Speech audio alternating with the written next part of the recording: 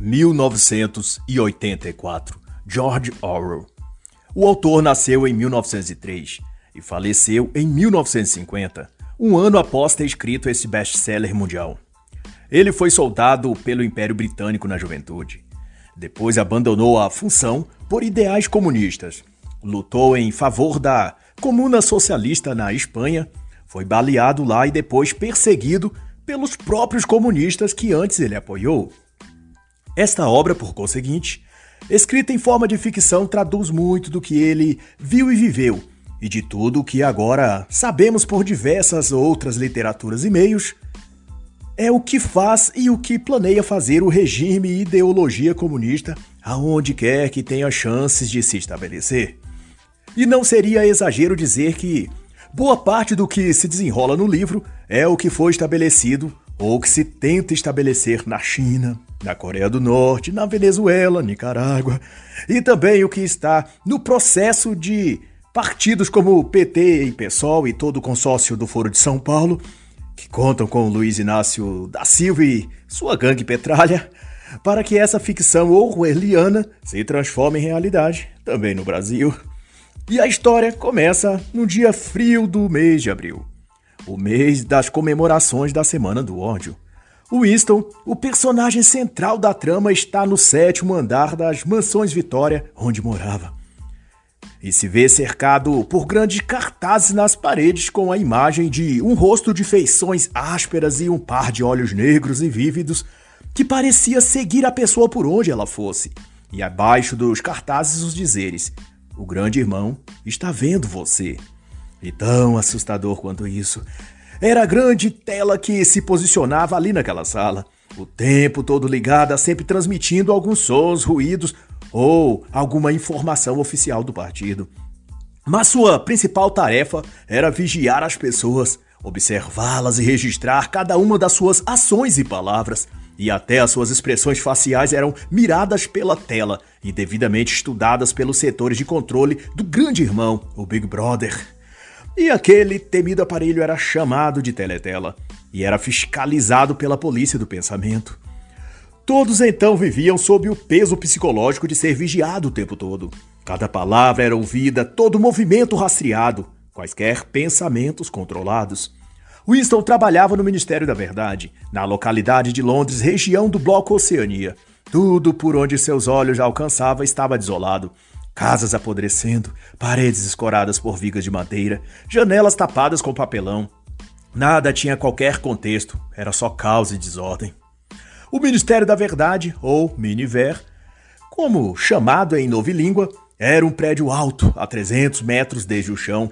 Era todo em branco em formato de pirâmide, e na fachada se lia bem destacados os 3 lemas do partido: guerra é paz, liberdade é escravidão, ignorância é força.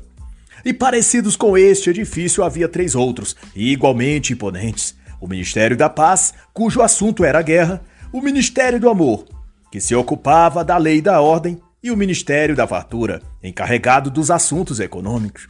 Em novilíngua eram chamados Miniver, Mini-Paz, Mini-Amor e Mini-Far. O Ministério do Amor era o que mais provocava medo nas pessoas. Era um prédio gigantesco, mas sem janelas, circundado por um labirinto de arame farpado com grandes portas de aço e nichos com metralhadoras escondidas. E as ruas ao redor desse ministério eram patrulhadas por guardas, com caras de gorila e uniformes pretos. Naquele dia em particular, Winston estava mais tenso que o normal, e embora tivesse feito muito esforço para que sua face aparecesse diante da teletela tranquila e feliz, ele ainda assim temia que tivesse sido captado algum traço de inquietação, pois o que estava a fazer poderia lhe render uns 25 anos de detenção num campo de trabalhos forçados, ou até punição com a morte. Encostado então, num cantinho de sua sala que a teletela não o visualizava, apesar de poder ainda captar os sons do ambiente, ele então abriu com cuidado e silêncio uma pequena gaveta e retirou de lá o objeto que tanto lhe afligia. Um pequeno caderno de cor empalidecida e amarelada. Um tipo de diário que ele havia outro dia achado numa lojinha de bugigangas e que, movido por um impulso irresistível, o comprou. E cercando-se de cautelas, o escondeu. Winston queria fazer um registro, uma espécie de diário mesmo, aonde escreveria seus sentimentos ou algo assim.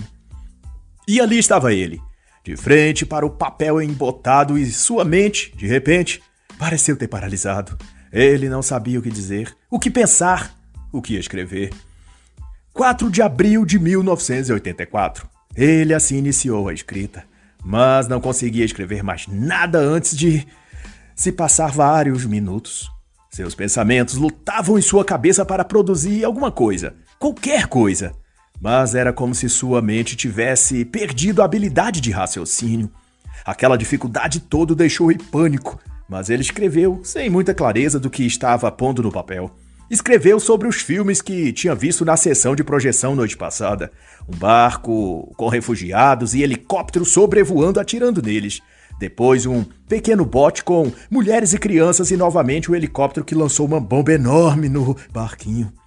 Eram ideias um pouco desencontradas, mas escrevê-las lhe fez lembrar o que motivou a querer registrar seus pensamentos em um diário. Tratava-se do seu encontro no trabalho com 2 figuras que lhe chamou a atenção.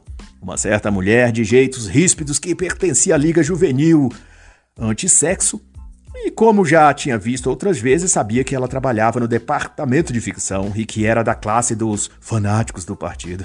Winston sentira enorme desconforto com a presença dela no trabalho aquele dia. E outro que também o deixou incomodado, mas num sentido mais de curiosidade, foi O'Brien, um membro do alto escalão do partido, a quem Winston também já tinha o visto algumas vezes. Naquela manhã, todos estavam reunidos até para celebrar o ódio. Um procedimento em que todos ficavam sentados assistindo por uma tela à frente deles a imagem de Goldstein. O arqui-inimigo do partido, o homem que renegou o grande irmão e o traiu, envolvendo-se em atividades antirrevolucionárias e que agora, portanto, devia ser odiado por todos. Chama-se a esse processo de programa de 2 minutos do ódio.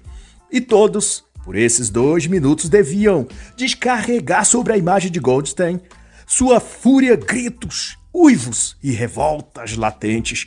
Todos tinham que odiá-lo porque ele, assim diz o grande irmão, foi o primeiro negador da pureza do partido e, em algum lugar, ele ainda estava maquinando suas conspirações. Parece até ser o Alexandre de Moraes falando de Bolsonaro e da milícia digital bolsonarista conspirando contra a democracia. Mas falando de Oceania, a colônia globalista onde Winston Smith vivia, no dizer do partido, Emanuel Goldstein era o renegado decadente, o traidor original e todos os atos de sabotagem, heresias e desvios teriam surgido diretamente dos ensinamentos dele. E como efeito de toda essa propaganda negativa, as pessoas reunidas no grande salão irrompiam em brados de raiva e ranger de dentes, quase em descontrole. Elas eram ensinadas a transferir para ele todas as suas frustrações pessoais e medos. E isso era tão magnético e arrebatador que depois de 30 segundos, escreve Orwell, qualquer fingimento se tornava desnecessário.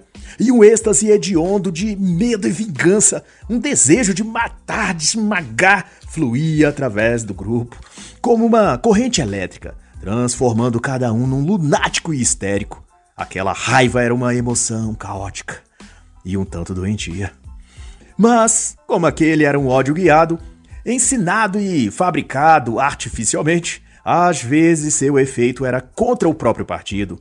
Uma mulher do meio das massas no dia do ódio atirou um sapato contra o nariz do representante do partido que estava ali à frente do salão, mas fazendo como se tivesse errado a mira tentando acertar a teletela, onde aparecia imagens e falas do odioso Goldstein. Ela teria errado, ou tinha sido proposital. Assim, num dado momento, o ódio de Winston não se voltava em absoluto contra Goldstein, mas, ao contrário, contra o grande irmão, o partido e a polícia do pensamento. Às vezes, dava-lhe a sensação de que Goldstein era não o herege de que falavam, mas o único guardião da verdade e da sanidade em um mundo de mentiras. Mas, fora isso, a propaganda era tão forte que no momento seguinte que sentiam desprezo pelo grande irmão, já estavam de novo arrebatados psicologicamente, convertendo seus confusos sentimentos outra vez em adoração ao grande irmão. O encantamento do partido sobre eles até parecia um feitiço sinistro que recaía em suas almas. Mas, seja como for, no fim da sessão de ódio, aparecia enorme na teletela à frente deles os 3 lemas do partido, em letras maiúsculas e negrito. Guerra é paz, liberdade é escravidão, ignorância é força. E em seguida, na mesma tela, surgia a imagem do grande irmão, o salvador deles, com seus enormes olhos negros vigiando e pronto a punir. Momento, então, em que eram tomados hipnoticamente suas consciências imersas numa espécie de rito grupal ou delírio coletivo, mas, de todo modo, algo penetrante e emotivo que os levava a todos a entoar um tipo de cântico ou mantra, ou, quem sabe, uma forma mística de oração, repetindo em coro: grande irmão, grande irmão, grande irmão.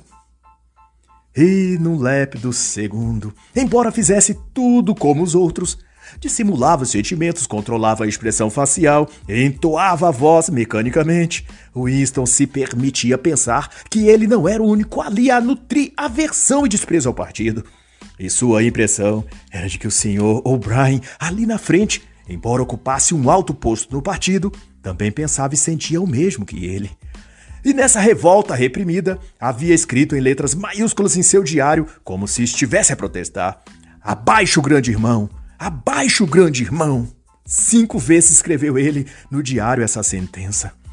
Um súbito calafrio lhe percorreu a espinha. Winston sabia que, se fosse pego, seria acusado de crime e pensamento, pois mesmo que jogasse fora o seu diário, seus olhos e expressões o denunciariam. Cedo ou tarde, a polícia do pensamento bateria em sua porta, avisados pela teletele que o Winston, o funcionário do Ministério da Verdade, tinha produzido em sua mente algum pensamento não permitido. Às vezes, até o tom de voz errado ou um olhar um pouco fora do padrão já denunciava que um crime-pensamento fora cometido. Mas Winston tinha de viver naquela realidade. E isso significava fingir o tempo todo, todos os dias e instantes, até produzir um estado de dissonância cognitiva. Embora esse seja um termo meu, já que, na época de Orwell e em que o enredo do livro se passa, esses termos sociológicos não eram usados no sentido que expressam hoje. Mas não obstante, todos de Oceania tinham de violentar a sua mente e consciência até conseguir viver entre tudo o que havia ali como se fossem naturais e até positivas. Por exemplo, crianças espiãs incentivadas pelo partido a vigiarem seus pais e os denunciar ao mínimo detalhe suspeito. Todos, adultos e crianças, assistirem mensalmente na praça o enforcamento de algum suposto rebelde extremista opositor. Diariamente, todo mundo vivendo sob o pânico de a qualquer hora ser acusado de inortodoxia, ou de crime-pensamento, ou de outra qualquer das centenas de regras e leis contra a disciplina do partido que não se podia cometer. E não obstante ter de viver sob essa máscara social, de fingir simpatia e abnegação, ainda tinham os eventos simbólicos obrigatórios.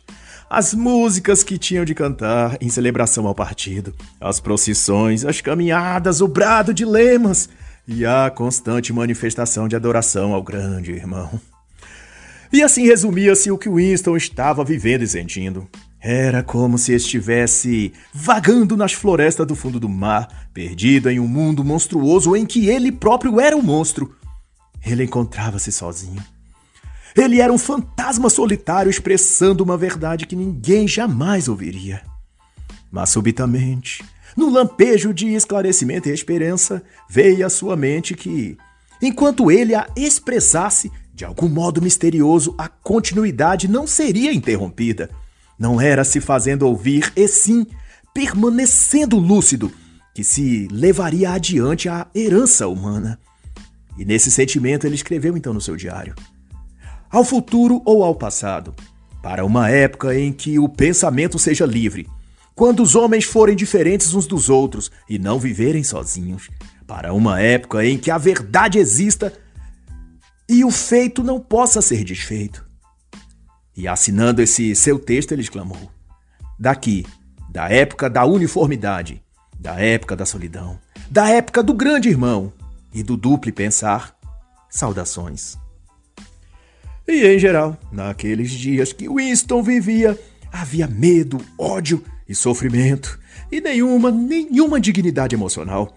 E foi num desses dias inquietos que ele sonhou, primeiro com sua mãe e irmã, depois que ele estava numa relva baixa num dia ensolarado, em que via a mulher de cabelo preto do seu trabalho se despindo das roupas como se estivesse arrancando todos os fardos daquela vida e abraçando a liberdade. Ele então acordou. A teletela havia soltado um uivo de apito e ele deveria se aprontar para o trabalho, mas não deixou de notar que houvera acordado balbuciando uma enigmática palavra: Shakespeare. E quanto ao seu trabalho, o Ministério da Verdade era onde a história era escrita, e também reescrita a gosto do partido. Qualquer fato ou evento do passado era apagado e adaptado à nova versão que o grande irmão determinasse. Era onde a verdade era produzida.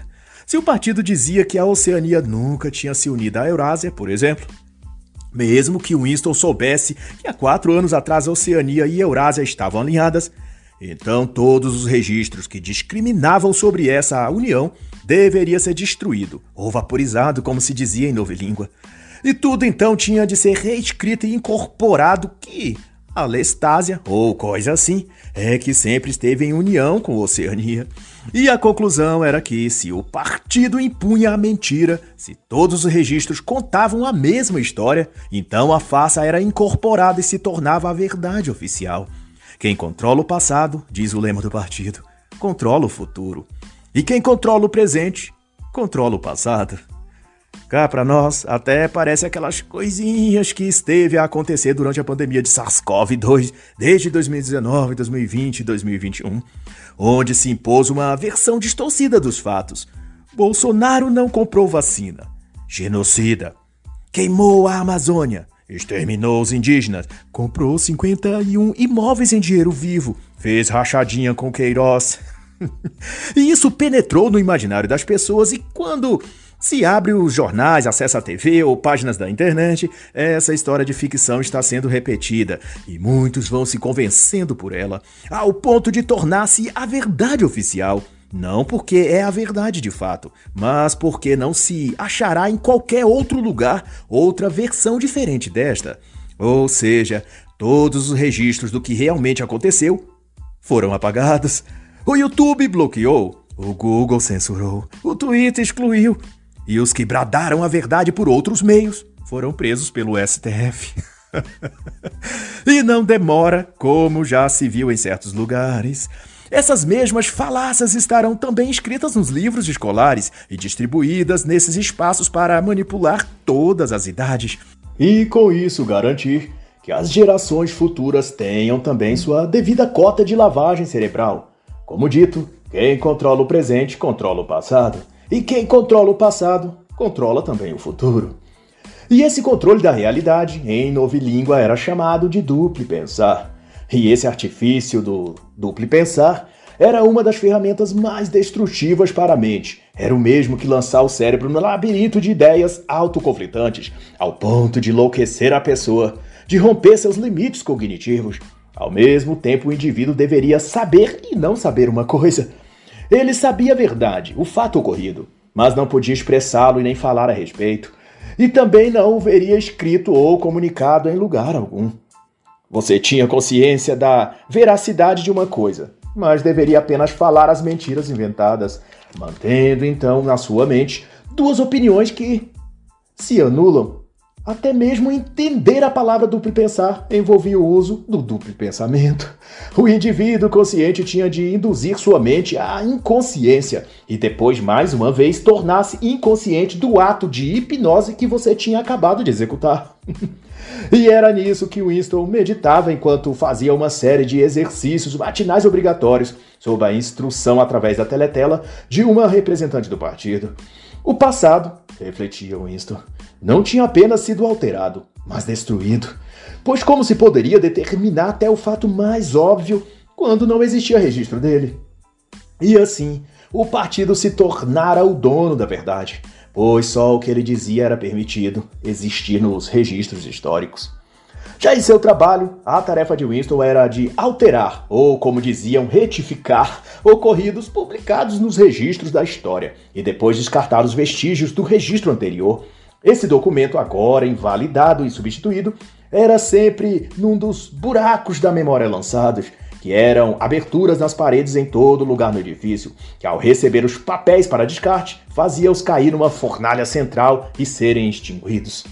Um exemplo de como o partido reescrevia a história foi que, no Times de 17 de março, no seu discurso, o grande irmão tinha previsto que o fronte no sul da Índia permaneceria calmo e com uma ofensiva eurasiana que ocorreria em breve no norte da África. Ocorreu, no entanto, que a Eurásia lançara sua ofensiva no sul da Índia e o norte da África é que tinha estado em paz. Winston teria então de reescrever o parágrafo do discurso do grande irmão, de forma a fazê-lo prever o que de fato tinha acontecido. Não era a realidade que mudava, mas a descrição da realidade que era alterada para caber nos planos e pretensões do grande irmão. Até apareceu um certo personagem político no Brasil que fez inúmeros discursos de que tinha em seu governo tirado tantos milhões de pessoas da pobreza. Daí, ao se verificar, não foi que uma certa classe de pobres passaram a subir de vida. A realidade dela não mudou, mas foi que os índices numéricos quanto ao valor de renda, que classificava-os como na margem da pobreza, foram alterados. Se quem ganhasse até X valor era considerado pobre, com a alteração, X valor passou a ser classificado renda de classe média e abaixo desse X valor é que seria, dali em diante, classe pobre. Logo, não houve mudança na vida ou renda dessas pessoas, mas apenas uma forma diferente de descrever os dados. O que agora se chamava classe média continuava no mesmo patamar real de vida, passando as mesmas dificuldades financeiras. Todavia, com essa mágica estatística, foi possível reescrever a história e afirmar que tantos milhões tinham melhorado de vida em tal governo e subido para a classe média. E tudo não passava de gráficos e números, que os Winston da vida real tinham sido orientados a retificar. E não era só isso. Livros também eram recolhidos e reescritos e, no final das contas, nada no departamento de registro contava ou continha mais a verdade. Tudo era falsificação e mentira. A maior parte das coisas ali, Winston sabia, não tinha mais qualquer conexão com o mundo real. Tudo no Ministério da Verdade se resumia a criar mentiras, a reproduzir os princípios do sócio, que era o pensamento ou percepção inerente ao partido. Traduzido no lema, guerra é paz. Liberdade é escravidão e ignorância é força, que significa a total inversão dos valores e tratar as coisas pelo seu contrário, pelo seu avesso. E com isso provocar o que, em termos meus, citando eu, Olavo de Carvalho, a demolição das consciências, que consiste nisso, no feito de se criar tantas contradições que o próprio discernimento moral fica impossível diante da confusão de termos onde o bem ganha a significação de mal e o mal de bem, e depois o inverso disso. Tudo isso desintegra a capacidade cognitiva e, junto com ela, a consciência moral. E no contexto em que isso se aplica a Winston Smith e ao Ministério da Verdade, era isso que o partido e o grande irmão estavam a fazer, elaborar uma engenharia da dissonância cognitiva. E isso é passível ainda de aprofundar-se, se quisermos, e ir para o tema da paralaxe cognitiva, também de Olavo de Carvalho, onde significados e finalidades são criados e conduzidos em simultâneos para ambas coisas, teoria e prática, promoverem a mesma construção da realidade. Em uma explicação simples, significa criar um pensamento fora da realidade, que não corresponda a um fato do mundo real, e ao mesmo tempo criar também um ato ou ação que corresponda a esse pensamento, mas que esteja também, por conseguinte, fora da realidade. Teoria e prática, pensamento e ação, estando ambos desconectados da realidade. Mas de volta ao trabalho de Winston Smith, Ampleforth e de Tillotson e outros que atuavam no departamento do Ministério da Verdade, havia também a atribuição de cuidar do que relacionasse ao processo de despessoas, que era como se chamavam aqueles que o partido considerasse inimigo, normalmente acusados de crime de pensamento, e então esses rebeldes eram capturados pela polícia e simplesmente nunca mais eram vistas. E o trabalho do Ministério da Verdade era desaparecer também com todo e qualquer vestígio documental que houvesse desses indivíduos, de modo que fosse como se nunca tivessem existido. Não se acharia mais nada delas, nem documentos, registro de nomes, quaisquer tipos de cartão, conta ou ticket de qualquer lugar que tivessem frequentado. Eram todos apagados sem deixar rastros. E dali por diante tornava-se então proibido sequer mencionar o nome ou dizer que conheceu aquela pessoa, pois ela se tornara um fantasma e sua existência uma lenda. Com o tempo, tanto se esquecia dela que aqueles que conviveram com ela passavam até a duvidar das próprias lembranças e não saber se tiveram contato com elas ou se for algum sonho que tiveram. Isso se chamava despessoa. Era fazer uma pessoa deixar de ser. Ela era vaporizada. E de outra feita, outro ocorrido também se destaca. Num certo dia, no almoço na cantina, Winston foi abordado pelo camarada Simon, um especialista em novilíngua que trabalhava no departamento de pesquisa e no momento elaborava a 11ª edição do dicionário de novilíngua, que ele planejava que fosse a versão definitiva e perfeita da novilíngua. Chato e pendante, Simon resolveu sentar-se ao lado de Winston e descrever entusiasmadamente seu projeto no novo dicionário. Estamos levando a língua à sua forma final, disse Simon, cheio de orgulho. Quando tivermos acabado, a novilíngua será o único idioma no mundo. Cada conceito que alguma vez tenha sido necessário será expresso por uma só palavra, com seu significado rigidamente definido e todos os seus sinônimos alternativos eliminados e esquecidos. A cada ano, continuou ele com uma satisfação sádica nos olhos, teremos menos palavras e o alcance da consciência ficará sempre um pouco menor. E até o ano de 2050 não haverá um único ser humano vivo capaz de entender uma conversa se não for expressada em novilíngua. E a revolução então estará completa quando isso acontecer. Cínico e deslocado, mas era isso que a ideologia do partido causava às pessoas e ainda assim fazia-as pensar que estavam todas num grande coletivo esforço para atingir aquilo que o grande irmão sempre repetia: uma vida nova e feliz para todos. Mas quanto à questão da novilíngua, você reparou que no nosso mundo real é exato que está a ser trabalhado com a tal linguagem neutra? Observe como desde 2019, principalmente, a Europa, Estados Unidos, América Latina, Brasil e outros lugares se esforçam os ativistas progressistas para fazer-se aprovar judicialmente a adoção de expressões e palavras que representem a justiça social de gênero. No Brasil se substitui palavras terminadas em O ou A por X, E ou algo desse nível, supostamente para que todos sejam incluídos e representados por intermédio da fala. Mas, na verdade, só um mecanismo de deturpação da linguagem por uma ação de engenharia social. É isso que se trata. E ano a ano, a pretensão de destruir a língua e idioma vai sendo implementada. E quem sabe, fazendo um paralelo com o livro, até 2050 ninguém consiga mais se comunicar senão pelo novilíngua da linguagem neutra. E Winston refletia, voltando aqui ao personagem da história, que o partido, por mais que tiranizava a todos daquele modo, só poderia ser derrotado se as massas, os chamados proletas, reagissem contra aquilo. E esses só reagiriam se fossem conscientizados. Os proletas eram 85% da população. E se rebelassem contra aquele sistema, não teria como o partido controlar tanta gente assim. Ele não tinha soldados nem estrutura o suficiente. Caso contrário, cedo ou tarde, todos eles cairiam numa insanidade irreversível e morreriam sem nunca terem vivido de verdade. Mas Winston também pensava: como uma massa tão grande de gente podia ter se deixado a ficar naquele estado e condição de total sujeição? E a resposta ele mesmo sabia. Estava nas histórias que eram contadas às pessoas desde criança, pelos livros que eram dados a elas para ler desde antes da Revolução, e que aos poucos foi moldando o pensamento delas até o estado de completa passividade e aceitação. E desde até onde Winston podia se lembrar, era dito a todos que o mundo era um lugar miserável, onde ninguém tinha o suficiente para comer.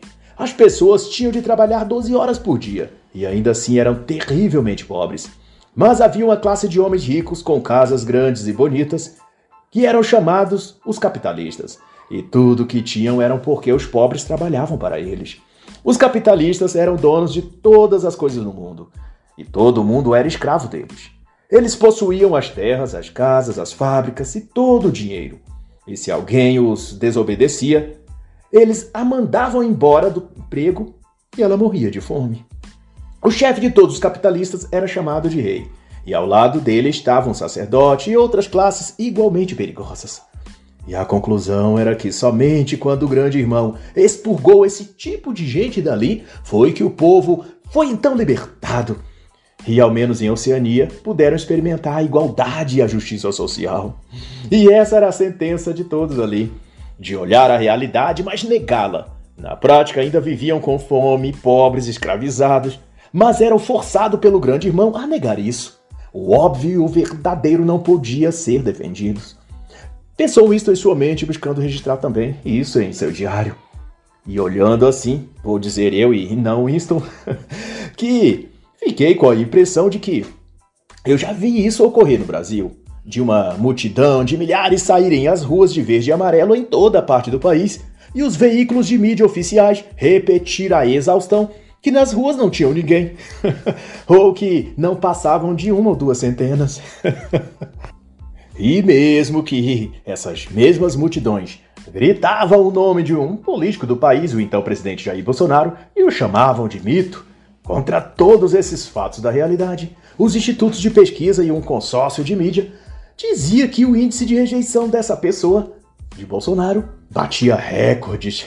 Ou seja, o povo gritava e aplaudia seu nome nas ruas, mas não o queriam como presidente. Faz sentido isso? Claro que não, mas esse é o mundo do grande irmão e de seu partido.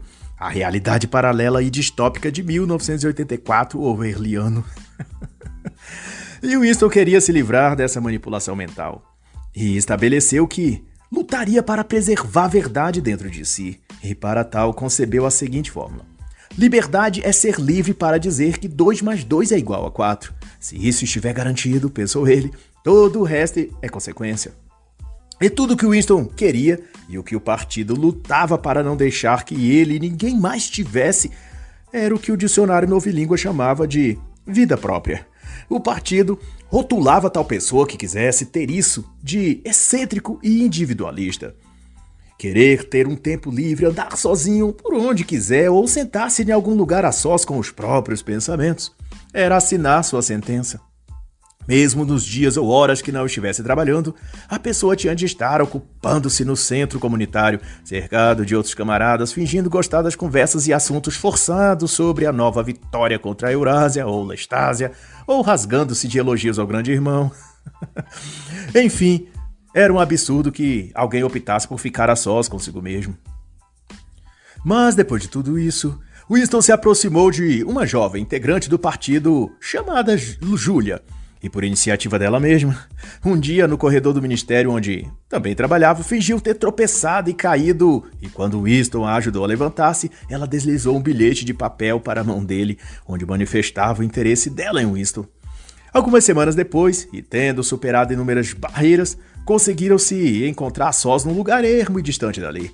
Desde então passaram a ficar juntos e a se ver aonde e como era possível, e a cada vez eram tomados do pavor que seriam descobertos pelo partido. Sentimentos não eram permitidos em Oceania. Relações de afeto, demonstrações de carinho, atos sexuais que não fosse entre marido e mulher, com a finalidade de procriar, também não eram permitidos. A pena para essas infrações era execução sumária.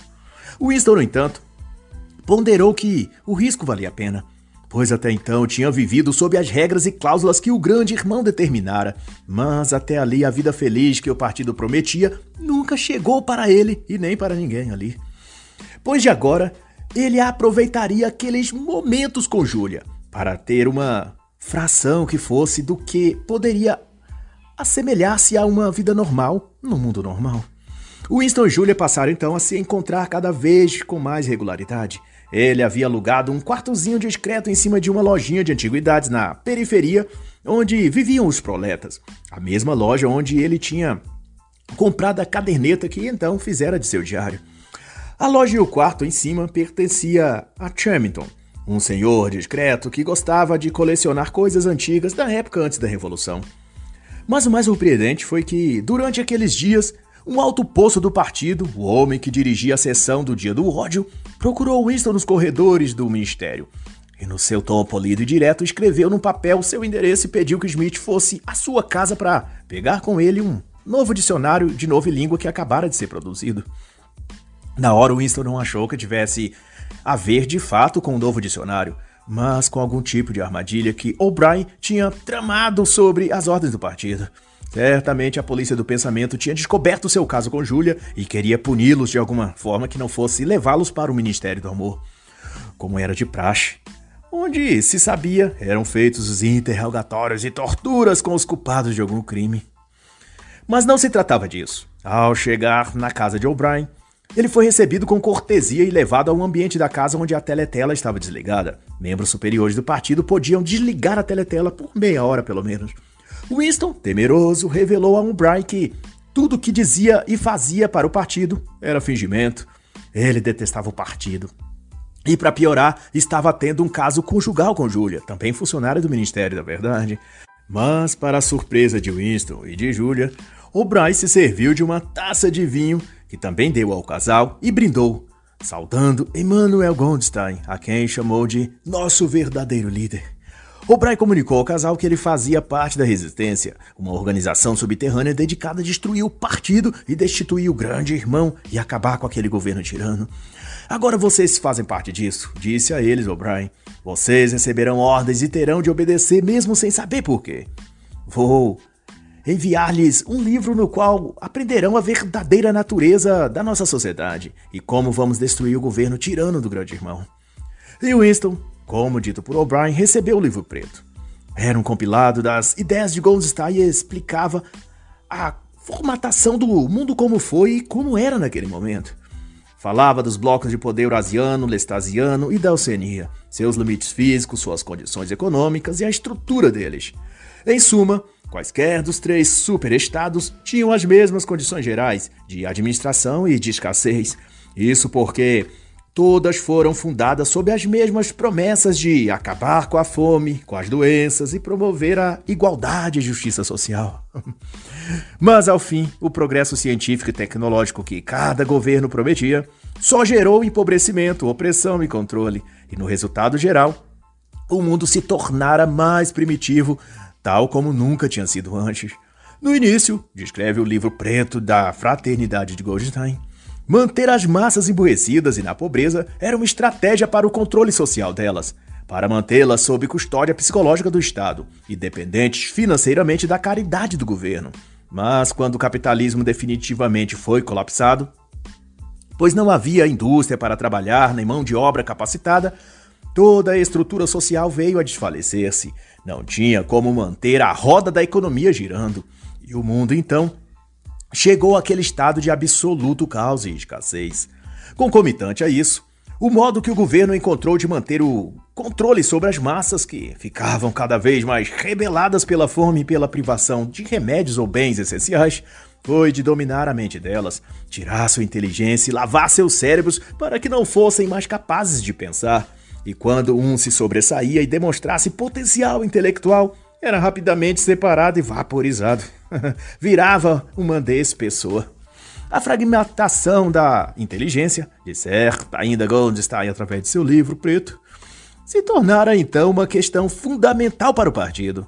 Era seu último bastião de defesa para não sucumbir de vez e desmoronar.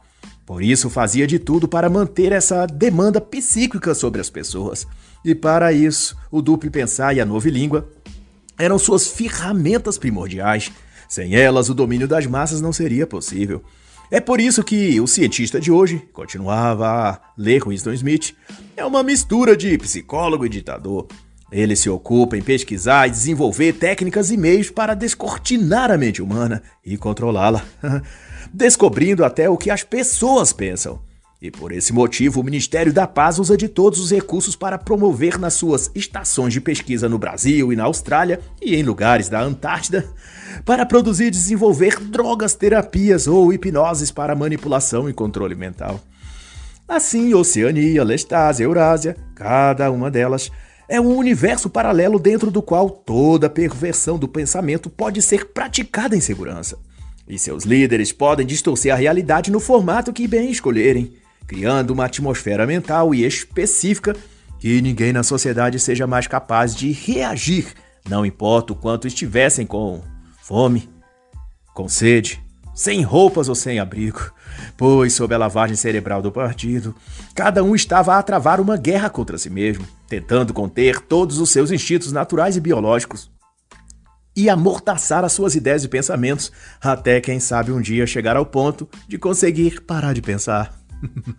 E Winston, agora relendo o livro junto com Julia, no quarto alugado do Sr. Sherrington, abria seus olhos e descobrira que tudo que desconfiava era verdade. Que o grande irmão era um símbolo criado pelo partido para estabelecer o poder e controle sobre a consciência das massas.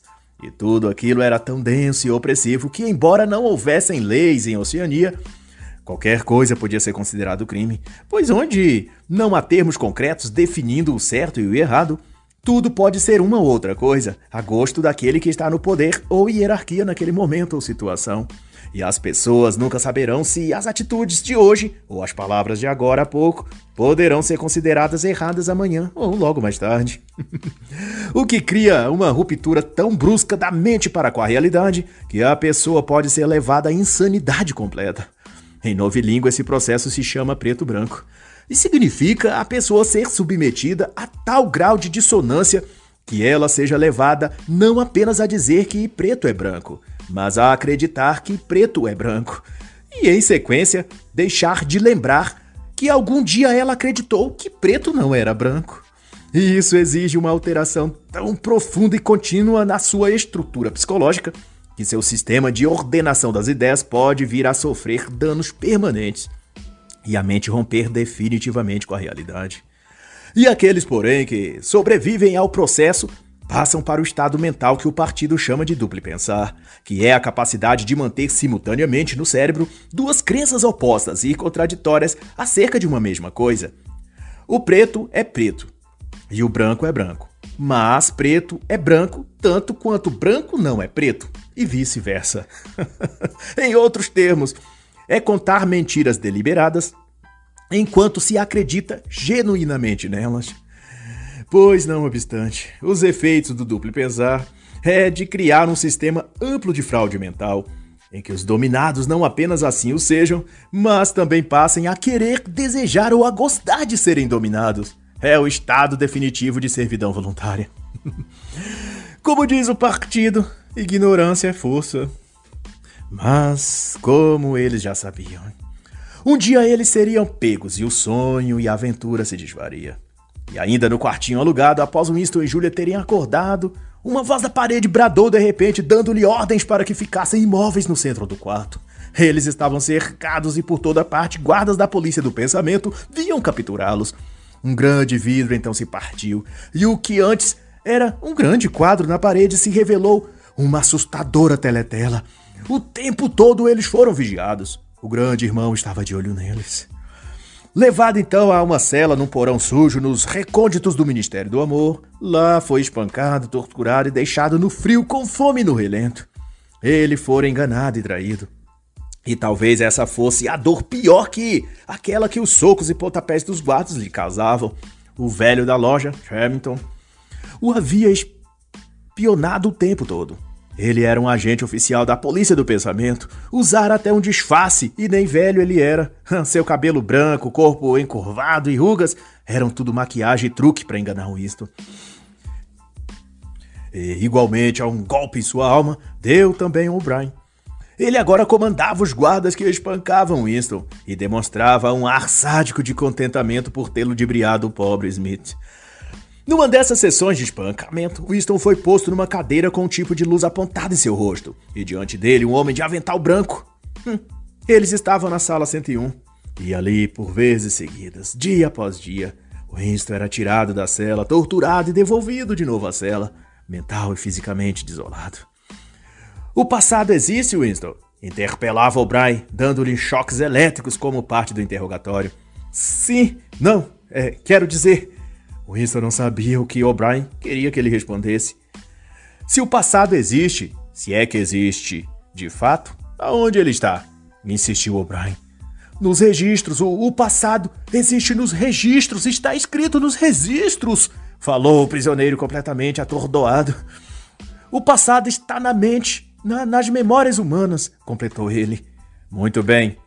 E se o partido controla todos os registros e controla todas as memórias, então nós controlamos o passado.